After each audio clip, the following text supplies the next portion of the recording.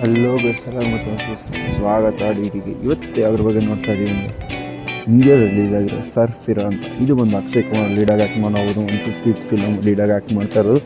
ಇದು ಬಂದು ಈ film already Tamil Telugu release ಆಗಿದೆ, ಸೂರರೇ ಕೊಟ್ಟರು ಅಂತ. ಈ ಫಿಲಮ್ ಬಂದು ಒಂದು ಟ್ರೂ ಸ್ಟೋರಿ, ಮಸ್ತ್ ಎಂಟರ್ಟೈನ್ಮೆಂಟ್ ಅಂತೀನಿ, ಫ್ಯಾಮಿಲಿ ಎಂಟರ್ಟೈನ್ಮೆಂಟು, ಒಂದು ಇನ್ಸ್ಪಿರೇಷನ್ ಸ್ಟೋರಿ. ಒಂದು ಲೈಫಲ್ಲಿ ಎಷ್ಟೇ ಸೋಲ್ ಬಂದರೂ ಅವ್ನ ಡ್ರೀಮ್ನ ಬಿಟ್ಕೊಡ್ದಂಗೆ ಫಾಲೋ ಮಾಡಿ ಒಂದು ಟ್ರೂ ಇನ್ಸ್ಪಿರೇಷನ್ ಸ್ಟೋರಿ.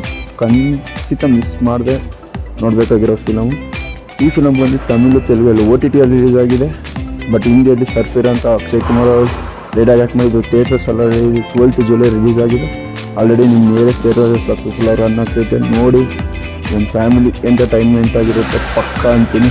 ಒಂದು ಟ್ರೂ ಸ್ಟೋರಿ ನೋಡಿ, ಒಂದು ಗೂಸ್ ಬಂಪ್ಸ್ ಮೂಮೆಂಟ್ ಅಂದರೆ ಪಕ್ಕ ಈ ಫಿಲಮ್ ಅಂತೀನಿ. ಥಿಯೇಟರ್ಸ್ ಮಿಸ್ ಮಾಡದೆ ನೋಡಿ. ಇದನ್ನು ತಮಿಳು ಸೂರ್ಯ ಅವರು ಆ್ಯಕ್ಟ್ ಮಾಡೋರು, ಹಿಂದಿಯಲ್ಲಿ ಅಕ್ಷಯ್ ಕುಮಾರ್ ಆ್ಯಕ್ಟ್ ಮಾಡೋರು. ನೋಡಿ, ವೀಕೆಂಡಲ್ಲಿ ಮಸ್ತ್ ಎಂಟರ್ಟೈನ್ಮೆಂಟು. ಸಂಡೇ ಹೊತ್ತು ಸ್ಯಾಟರ್ಡೇ ಹೊತ್ತು ಆರಾಮಾಗಿ ನೋಡ್ಬೋದು. ಈ ರಿವ್ಯೂ ಇಷ್ಟ ಲೈಕ್ ಮಾಡಿ, ಶೇರ್ ಮಾಡಿ, ಸಬ್ಸ್ಕ್ರೈಬ್ ಮಾಡಿ.